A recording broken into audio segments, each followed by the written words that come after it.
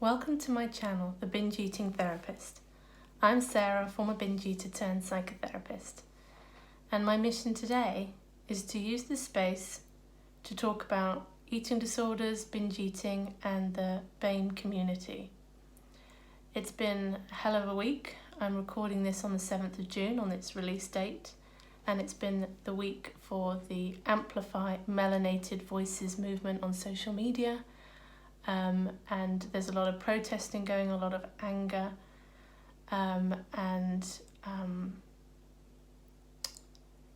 it's a time of having really difficult conversations. And I suppose part of our training as therapists is about having difficult conversations, but I think it's very different when we're in something like this, when there's so many conversations going on at once and so many different facets to this. And there's so much that I want to say about it, and there's so much that I don't want to say about it, and the irony being a lot of those things are the same. So I think from a personal perspective, I think the anger is good.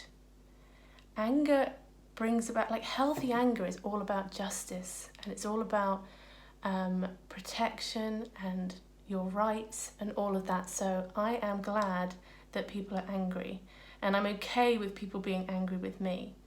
What I'm not okay with is when that anger turns to hate, because then it just becomes destructive.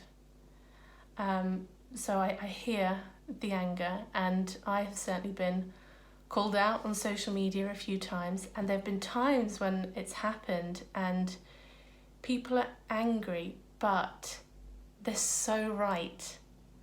And there are times when it's just felt like abuse, and I'm not going to be told to go F myself or this, that and the other. So yeah, I'm okay, because obviously, I'm a white woman, or at least I look like a white woman. I'm of mixed heritage, but I get all the advantages of being white and all the privilege of being white in a white society. So for the purpose of that, I think I come at it as a white person. And of course, I'm British, and there are differences between what's going on in Britain and what's going on in the US. But we're not off the hook in the UK. Some of the most harmful types of racism is the unconscious racism, or the biases, or the unacknowledged prejudices. And for me, when this all kicked off and I started looking into things, and particularly in preparing for this video and looking into the research out there, there was one bit of research that really horrified me. And actually, you may even be angry with me for being horrified, because maybe I should have known this stuff. And yeah, actually no, I think I should have known this stuff. There was also, in doing a video like this, there was some fear for me in looking like I'm jumping on the bandwagon, and I am. People might say, well, you wouldn't be doing this if all this wasn't happening. And that's true. And that's not right, and you get to be angry about that, and that's understandable, to be angry that I'm only just doing this now. And I have to hold that and take accountability without being defensive, and with allowing a bit of guilt to come up around that, because guilt's quite a good emotion at times. Because guilt's trying to alert us that we might be doing something wrong, or we might be living out of alignment with our values. And I think it's interesting, people are kind of being divided into good and bad people. I don't think it's as simple as that. I think it's about what you want to be. And I want to be a good person. So I want to act, reflect, learn, grow, withstand being attacked, as long as it's not vicious. I'm okay with that. So this video is actually a result of being called out I'd posted some statistics and someone commented, could I post some statistics about people from the BAME community or people of colour? And it was absolutely right, because I couldn't get that question out of my head. And that's the way to call people out. And if they'd just been like, F you for not doing this and not doing that, it would have been really hard for me to lower my defences and go like, you're right. Because looking into the research and some of the preparation I've done for this video today, there isn't much out there. And that's not okay.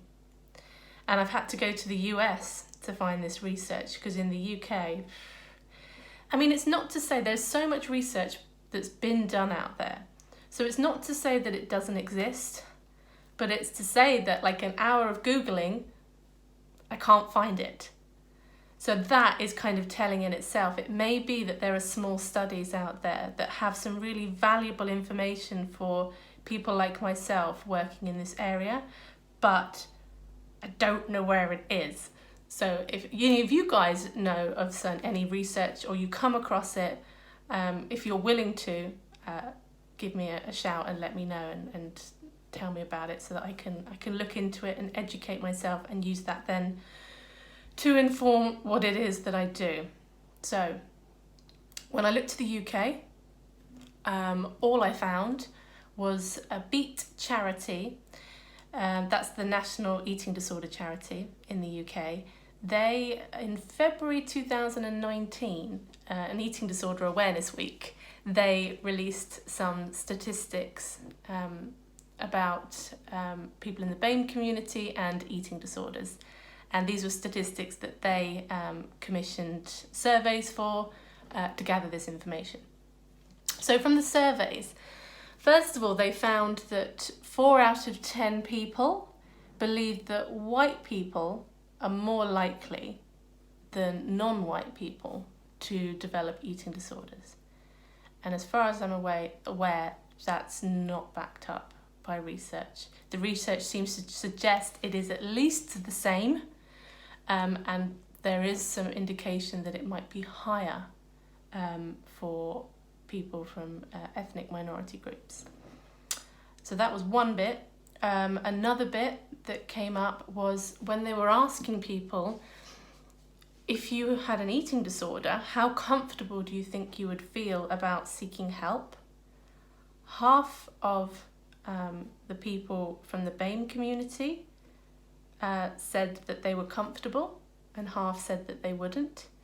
But out of white people, it was nearly 2/3. So there's something in here already about statistically being white means it's easier, or it feels easier to reach out and get support and get help. And this may be another reason why like trying to get the right research is harder, because when people don't feel like they can come forward, they can't be identified, they can't be included in the numbers. So then when I was thinking about, they didn't really offer a why when I was reading their statistics. They were just presenting it as this is what it is. So if we go to the US then to look at some of the research over there, I'll start by telling you about the research that's been done on black men with binge eating disorder. Okay, now we'll move on to the women. Black teens, 50% more likely than white teens to develop binging and purging behaviours. 50%, that's twice as likely as a white person. There's suggestion that there's a higher prevalence of binge eating disorder in all minority groups compared to whites. Now this is a suggestion, so again, like getting the research for this is really, really quite challenging. But we're not trying hard enough, basically. In a study, young black women were more likely to describe themselves as strong. You know, there's this archetype of the strong black woman that is this sort of cultural expectation or pressure, external and internal, I would imagine, that also put black women at a higher risk of emotional eating. Because if you have to be strong all the time, you have to find a way to cope behind those walls, because it's not safe to reach out for help. And so then, speaking of not safe to reach out for help, there was another thing that I found, which I'm going to read it verbatim because I was outraged when I read it, and feel free to be outraged that I was outraged because I should have known this stuff. So, when presented with identical case studies demonstrating disordered eating symptoms in white, Hispanic and black women, clinicians, that's people like me, were asked to identify if the woman's eating behaviour was problematic.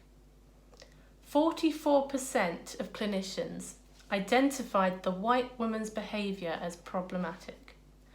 41% identified the Hispanic woman's behaviour as problematic, and only 17% identified the black woman's behaviour as problematic. The clinicians were also less likely to recommend that the black woman should receive professional help. Is it any wonder that people are saying, BAME people are saying, are less likely to reach out for help when you hear stuff like that? That was exactly the same information presented to these clinicians. The only details that were changed was the ethnicity of the case study that was being presented. And this is why, the unconscious bias is so... Because if you'd have asked any of these clinicians if they were racist or if they had prejudices against certain ethnicities, before this, you can bet your ass they would have said, no, I don't, and they would have believed it 100%. So for me, with challenging and trying to figure out what's going on around my prejudices and my biases, it's interesting because it almost feels like a similar process to when you discover diet culture. It's been around you all the time. Why didn't you see this before? And I'm not comparing racism to diet culture, but I'm just talking about the process of realizing something that's going on in your culture. And then when you see it, you can't stop seeing it everywhere. And I think that's the stage that I'm at the moment. And I was thinking, what do I do about this? This idea that a lot of us can feel quite helpless, that as one person, what are we able to do? And I've been reflecting while preparing for this video, and a decision that I've made to do is I'm going to change all the contact forms on my website and put an ethnicity box in there and ask if people are willing to share their ethnicity when they contact me for support or for a question, so that I can just gather the statistics.